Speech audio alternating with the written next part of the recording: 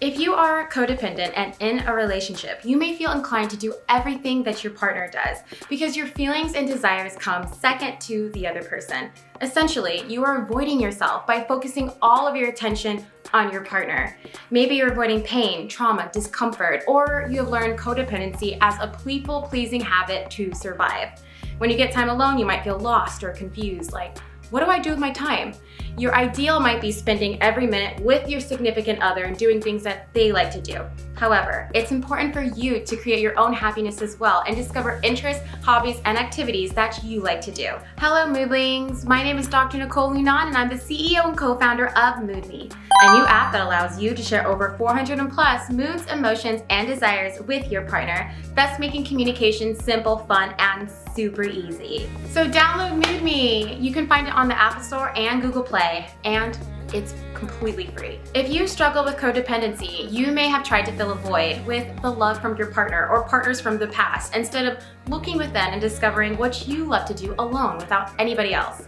Relearning what you love to do without external influences will bring you one step closer to loving yourself, learning about your sense of self, and awakening your inner child. It will also help you take the pressure off your partner because your partner can't be everything to you, and nor should they. You're a whole person on your own, and you are more than capable of discovering activities that will bring you joy. When people have monkey bar relationships or haven't spent much time being single, they don't get the time to develop a relationship with themselves and the activities that bring them joy. The void within them is fearful, fear of being alone, so it attaches to another person that can possibly bring them joy. But then the void doesn't get filled because the other person cannot fill the void. It makes the codependent person sad. It makes them feel like they'll never be fulfilled. But that's just not true. Instead of looking for another person to fill our void, we have to reclaim responsibility over our wounds, get some courage, and try new things. We've got to learn to fall in love with something that doesn't have to do with another person. Something that nobody can take away from you. Something that when you do it, you completely lose yourself in flow. If you don't know what you like to do, it's because you're probably scared to look. There's so much out there. There's so many activities and hobbies. Literally look outside and watch people out in nature. What are they doing? Walk by some stores, see if there's any classes open that you'd like to try. Don't feel overwhelmed with just trying to start a new activity. And this in the end is going to help you balance out your whole relationship and bring lots of meaning and love to your life.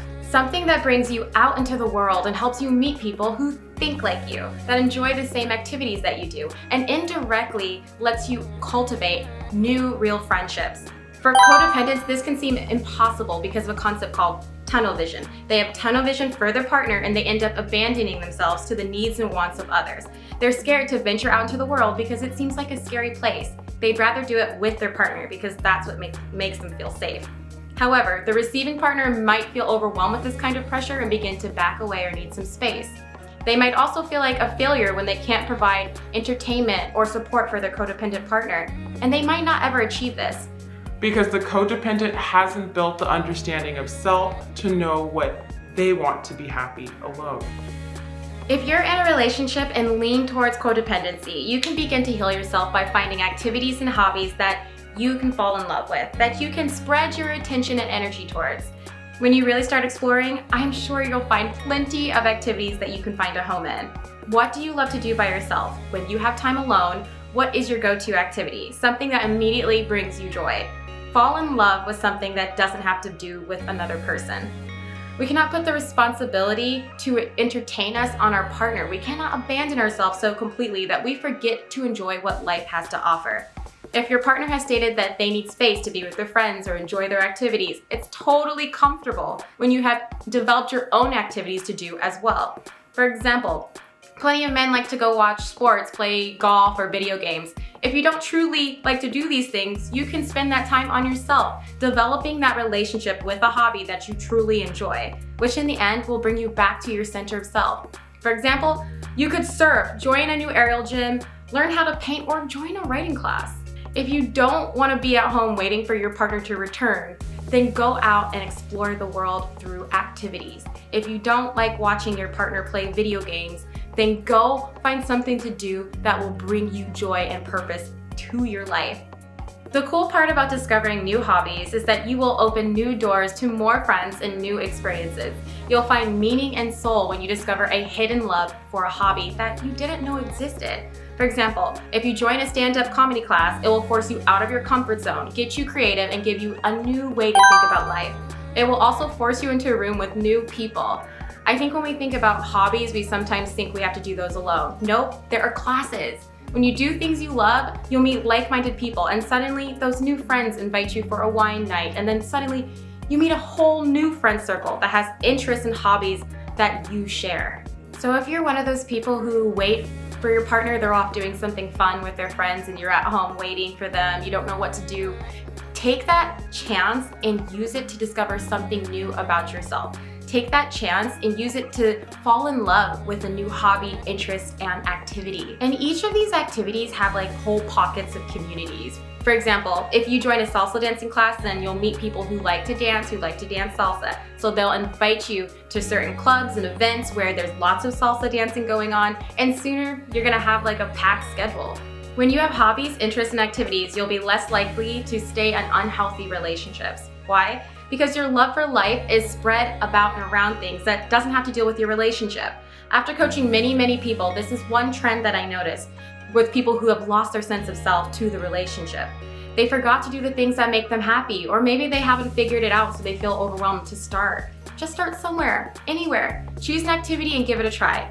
Often that will lead you into wanting to try new things, more things. For example, the comedy class example, you could take that class and then all of a sudden fall in love with writing and then want to take a writing class or write your first book. And also, let's go ahead and take binging TV or episodics off that list, because yes, we can do that as a hobby or interest, but we want you to get out there and try new things and learn a new skill. So take binging Netflix or Hulu or whatever you watch these days off the list of interests and hobbies and go get yourself out there and learn something new. Find something to do that expands your mind, gives you knowledge, or makes you a healthier person, or boosts your creativity. Find something that you can fall in love with, that you will get into the flow state with. If you don't know what you want to do yet, follow your excitement. Follow what excites you. You really want to learn how to sing, but you've always been scared to try. Go hire a singing coach. Go join a choir. Go take a singing class online. Follow the excitement. And you know what? Get rid of the fear of trying new things and have some courage and try something different. Also, don't be afraid to make a fool of yourself. You'll probably fall or fail at the beginning, but you know what? It's all about the process, and that falling and failing at the beginning is what makes it so delicious when you actually get really good at it towards the end. Instead of placing all of your attention on another person, balance it out and place some back on yourself. This will create a healthy relationship dynamic between you and your partner. If you think about it, people who are single, who don't have a partner to do everything with, they've had to cultivate this ability to learn how to entertain themselves, to learn how to fall in love with something that doesn't have to do with another person. So when they get into a relationship, they have those activities, they have those friends groups, they built that so that they're a more substantial partner. So they won't have to lean too far into the other person to provide them with entertainment or to make them feel like purpose and meaning. So if you're a codependent in a relationship, I challenge you to try something new, to break out of your comfort zone and to do it by yourself so that you can create a new relationship with something, so that you can fall in love with something that will be your own, so that your energy won't be all pointed towards your relationship and you give your partner more space and breath to exist on their own. It's also important, if you have those activities that you like to do before the relationship, to continue to do these activities when you're actually in a relationship, because that's how you keep your sense of self going. That's how you protect and you don't abandon yourself to the relationship. Try not to focus so hard on spending time with your partner in the relationship and doing things for your partner that you forget to do that stuff for yourself, that you forget to build things that you like to do, that you want to spend time on. I've always wondered what people meant by loving yourself, getting to know yourself. This can still be done while you're in a relationship, and this can be done by spending and carving out quality time with yourself, doing the things that you love.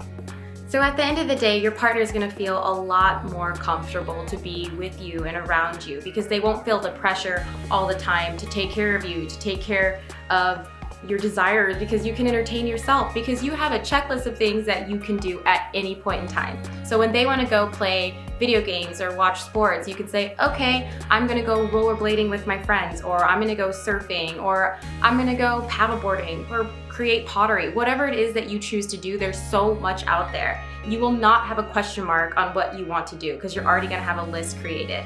All right, I hope you enjoyed this video. Also, download MoodMe. We would love to have you on the app, and it helps tremendously with communication and building emotional intelligence. So if you like this video, please leave a comment below and a like and subscribe, and see you later, Moodlings.